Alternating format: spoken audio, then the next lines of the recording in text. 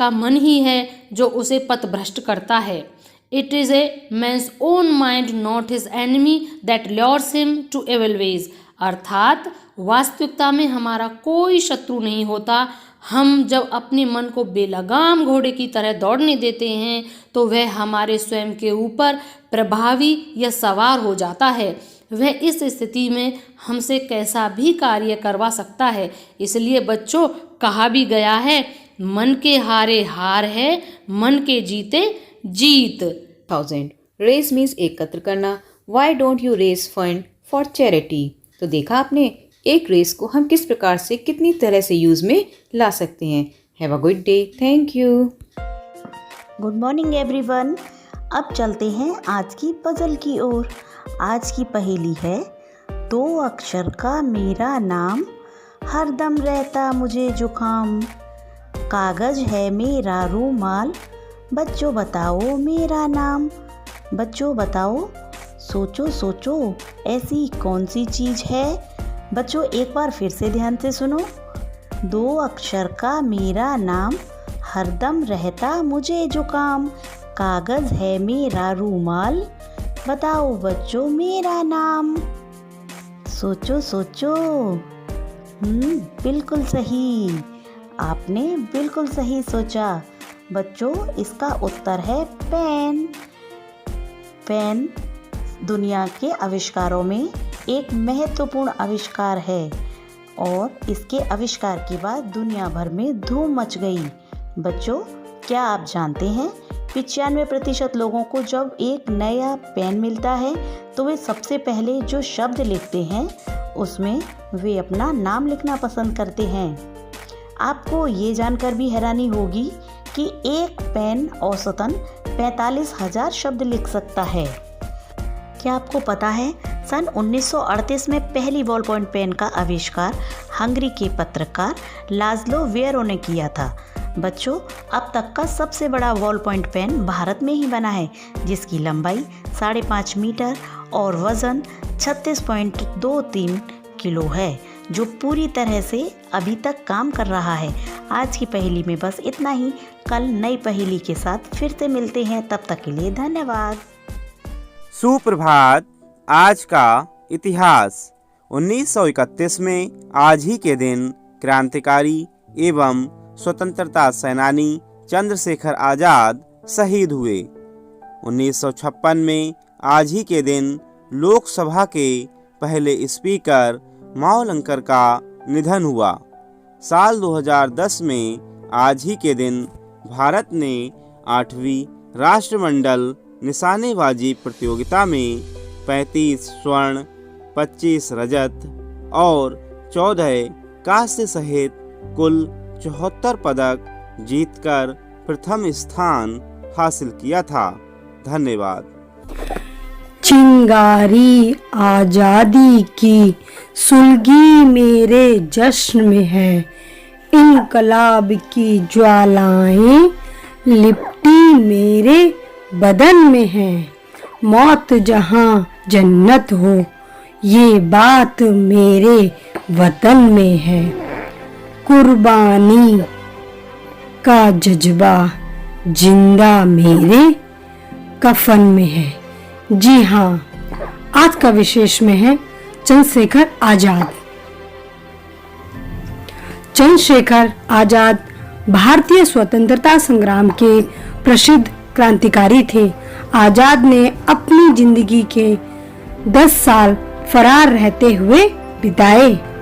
आजाद चाहते थे कि उनकी एक भी तस्वीर अंग्रेजों के हाथ ना लगे। अपने साथ हमेशा एक माउजर रखते थे। ये पिस्टल आज भी इलाहाबाद के म्यूजियम में रखी हुई है। आज ही के दिन 27 फरवरी 1931 को चंद्रशेखर आजाद ने इलाहाबाद के अल्फ्रेड पार्क में ब्रिटिश पुलिस के साथ मुठभेड़ में गिरफ्तारी से बचने के लिए खुद को गोली मार ली। आज के लिए इतना ही। Thank you. नमस्कार। आज की प्रश्नोत्तरी में आप सभी का स्वागत है। आज हम जानेंगे देश और उनकी राजधानी। Number 1 Peru. पेरू दक्षिणी अमेरिका महाद्वीप में स्थित एक देश है जिसकी राजधानी लीमा है। Number 2, Uruguay. यह दक्षिण अमेरिका के दक्षिणी पूर्वी हिस्से में स्थित एक देश है जिसकी राजधानी मोंटेवीडियो है। Number 3, Venezuela. यह दक्षिणी अमेरिका महाद्वीप में स्थित एक देश है जिसकी राजधानी कराकस है। Number 4, Australia. ऑस्ट्रेलिया की राजधानी कैनबरा है जिसमें तकरीबन 4 लाख लोग निवास करते हैं। धन्यवाद। नमस्कार, प्रस्तुत है आज का बाल गीत। आज के बाल गीत में मेरे पापा सबसे प्यारे, दुनिया में हैं सबसे न्यारे। एक फूल जब मैंने मांगा, पूरा बाग उठा ले आए। उलझन में जब कभी रहूं, बिन बोले वो समझ जाएं। डांट पड़े जब जब माँ की, तब तब आकर मुझे बचाएं। गलत कदम उठने से पहले सही राह वो मुझे दिखाएं। मेरे पापा सबसे प्यारे, दुनिया में हैं सबसे न्यारे। धन्यवाद। सुबह का समय था। उपवन में रंग बिरंगे फूल खिले थे। फूलों की सुगंध आ रही थी। पक्षी चहचहा रहे थे। राजकुमार सिद्धार्थ अपने उपवन में टहल रहा था। सिद्धार्थ को बहुत अच्छा लग रहा था। अचानक पक्षियों का चहचहाना बंद हो गया। उनके चीखने की आवाज़ें आने लगी, जैसे पक्षी डर से चिल्ला रहे हों। तभी राजकुमार सिद्धार्थ के पैरों के पास एक हंस आ गिरा। उसे तीर लगा हुआ था। वह तड़प रहा था। सिद्धार्थ ने हंस को उठाया। उसने प्यार से हंस के पंखों को सहलाया। धीरे से तीर निकाला। आराम से उसके घाव को धोकर उस पर मरहम पट्टी की। इतने में सिद्धार्थ का भाई देवदत्त दौड़ा आया। उसने कहा, यह हंस मुझे दो, यह मेरा शिकार है। सिद्धार्थ ने हंस को देवदत्त को नहीं दिया और बोला, नहीं, यह हंस मेरा है, इसे मैंने बचाया है। दोनों भाई वाद विवाद करते हुए राजमहल की ओर चल दिए। आगे आगे सिद्धार्थ और पीछे पीछे देवदत्त। राजमहल में पिता को देखते ही देवदत्त ने शिकायत की, पिताजी, सिद्धार्थ मेरा हंस नहीं दे रहा, मैंने इसका शिकार किया था।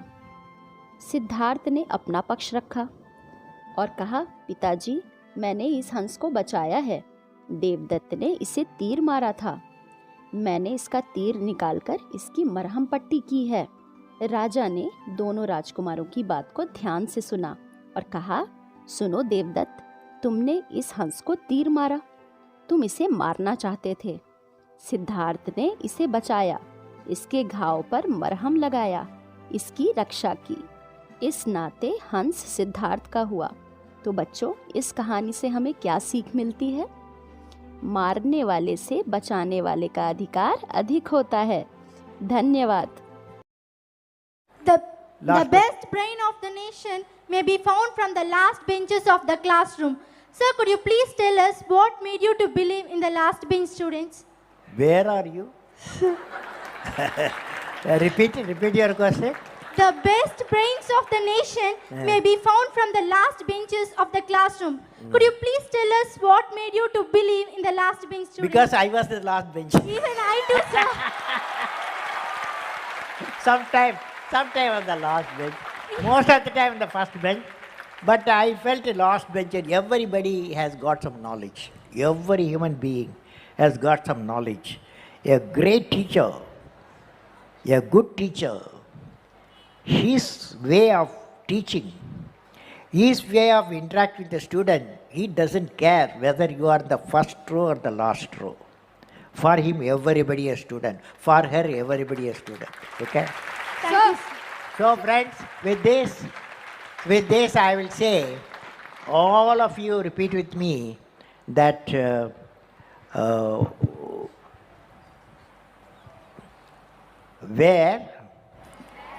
where there is righteousness in the heart. There is beauty in the character.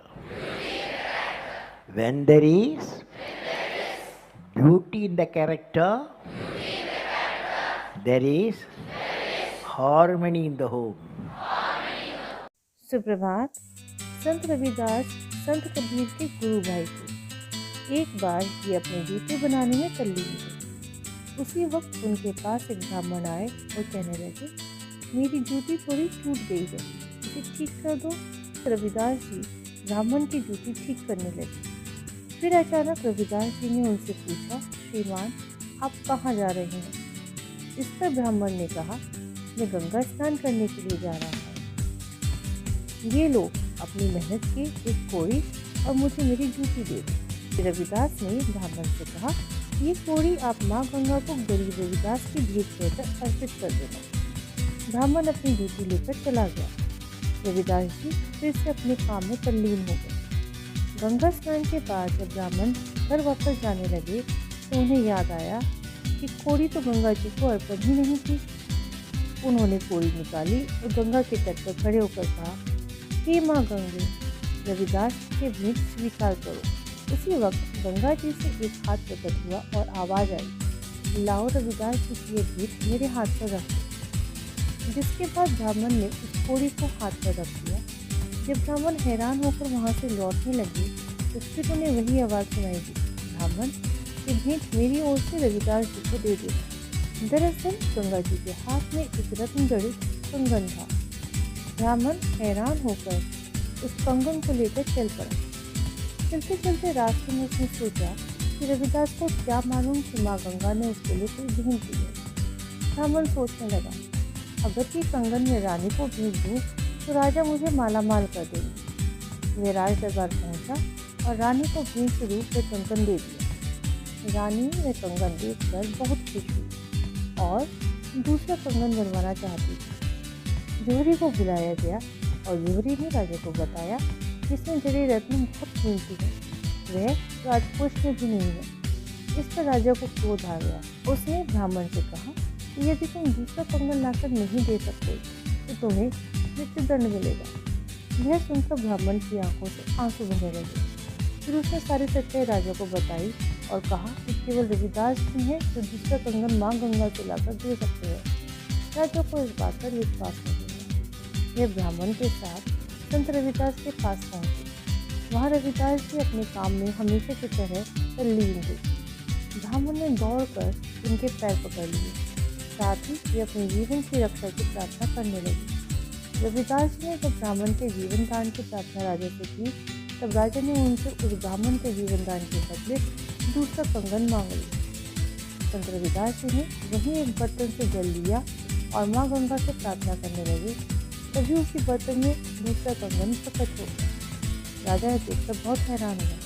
इसके बाद संत रविदास ने कहा, मन चंगा कटौती में कर। धन्यवाद।